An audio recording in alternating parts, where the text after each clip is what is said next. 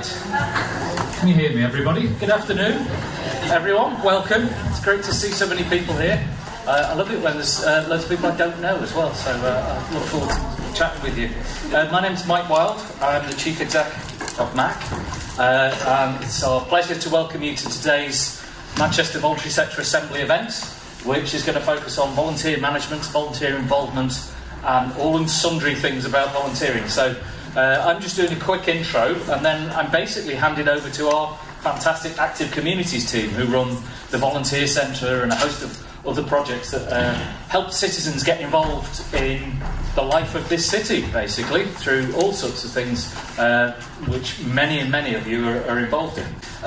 There's no fire alarms or anything planned, and if there is a fire, you're in the Greater Manchester Fire Service Training Centre. This is about as safe as it gets. If there is a fire, it may even be a rehearsal that they're running, but as far as we know, there isn't one. But we just use the fire exits, which are here and here. Your nearest exit may be behind you. We are going to be taking some photos because, as we all know, we all have to do monitoring reports and so on, and an easy way for us to do monitoring of things like this is to take some pictures of stuff that actually happened. So if you don't want your photo taken, please let Karen or Cheryl or Helen or any of the MAC team who are at the back know, and we'll make sure we at least don't use the photos. We are also filming these bits because we put them on our YouTube channel for people who couldn't make it to the event, so they can share some of the learning that comes out today.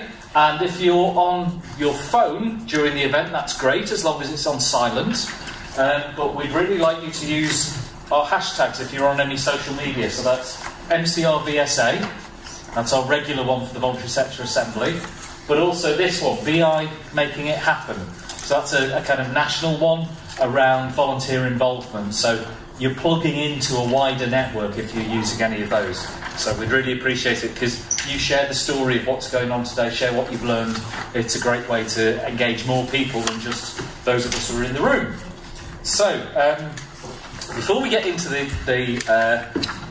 meat of today's session, I just wanted to say a few things about, obviously, please, you've got a few hours left. If there's anybody you know who hasn't yet registered to vote in the election, it closes at midnight tonight. Please do all you can in your organisations to encourage people to register to vote, because if they don't register, they don't have a choice. And we're all about promoting choice and promoting engagement. So please use whatever contacts you've got to encourage more people to register by tonight. Apparently something like 3 million people have registered since the election was called, which is really great, but we know there's still a lot of people who are excluded.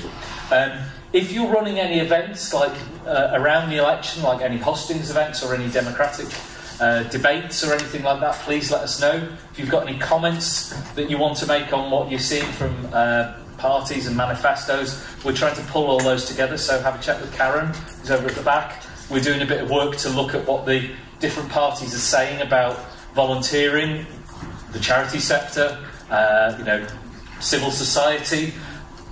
That's been a fairly easy job so far because not much is the broad answer, as Karen painstakingly found out yesterday. But we do want to challenge that. So if you've got any messages from your organisation about things that you'd like politicians to be saying, or things that you're seeing that politicians need to be aware of, please let us know, and we'll include that in our general briefings. Volunteering is just, I think the only reference to it, if I'm right, is in the Conservative manifesto. Is that right, Karen?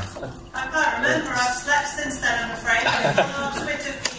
I slept while reading them. I think some of them they're not the most inspiring things, but there was a reference in the Conservative manifesto, I think, about volunteering, helping out in schools or something. A really, really narrow vision of what our sector can do and what people in communities do for each other through voluntary action. So, we really need to encourage our politicians to see things a bit differently on that score. Because in Manchester, there's 110,000 people volunteer in our organisations every year. That's amazing. The population's only just over 500,000. So, a fifth of the city and growing all the time, and that doesn't even include the people who volunteer in the NHS or the police. So there's a huge amount of social action going on, and I always say that because of that means that the people in our organisations who look after volunteers, the volunteer coordinators, the involvement officers, they're actually the most important people in any charity or community organisation. The person who looks after the people who do all the real work are so important. So, you know, partly today is about a bit of peer support, a bit of networking for those of you who are engaged in volunteering involvement. It's also something that we try to do to celebrate all this stuff, because I think that's a brilliant story about Manchester. In fact, there's so many people volunteering. And you may have seen we do our Spirit of Manchester Awards, and we start it with a load of stuff around volunteering. So we celebrated this year's Volunteer of the Year, who's Sammy Minchell from the Anson Community Grocers, if any of you know that. We had Tree of Life won this year's Volunteer Involving Award. And we also even introduced a new category this year for Trustee of the Year. And unfortunately, on the night, the winner couldn't make it. So we're delighted to say that he's here today. So I'm just going to play you a quick film, and then we are finally, because this was back in October, going to actually present him with his award. So bear with me for the technical bit for a moment. So Jeff Mills has been a trustee for Manchester Young Lives for 21 years, holding responsibility for finance, health and safety, safeguarding and HR. Jeff is passionate about providing opportunities for young people and Manchester Young Lives' vision that all young people can learn, make progress and achieve. The children know him very well as a trustee.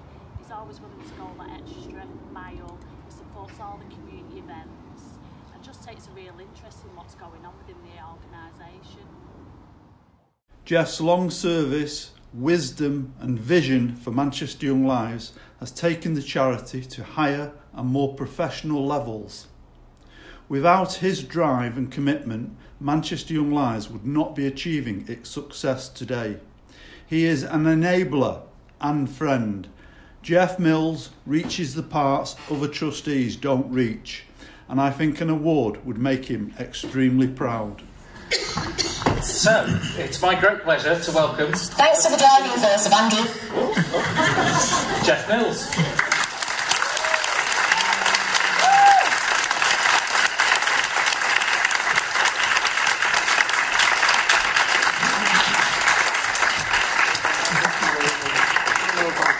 I think extremely embarrassed is probably... It's great that you came along, so thank you for I'm thank sorry it's only me. You missed the Lord Mayor. Thanks, I prefer you. Can I just say thanks to Mike, Helen, Cheryl, Jack and the rest of the staff and volunteers down at MAC for putting that event together, that day together, because I think it's dead important, not only for the sector, but also for the city.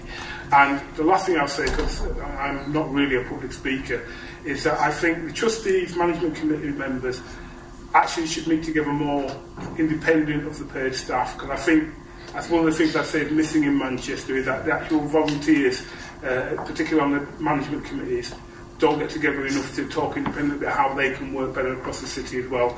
They are the heart and soul of most of the organisations. That's a job for us for the New Year Trustees event. You're on.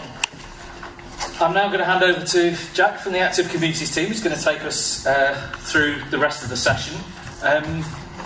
I just want to say, the reason we do this work is because volunteering is constantly evolving. The reason we set up the Active Communities team once we'd originally established the Volunteer Centre is because there's so much more we believe we can do. And these are the guys who do it, and we're incredibly proud of them. So, over to Jack.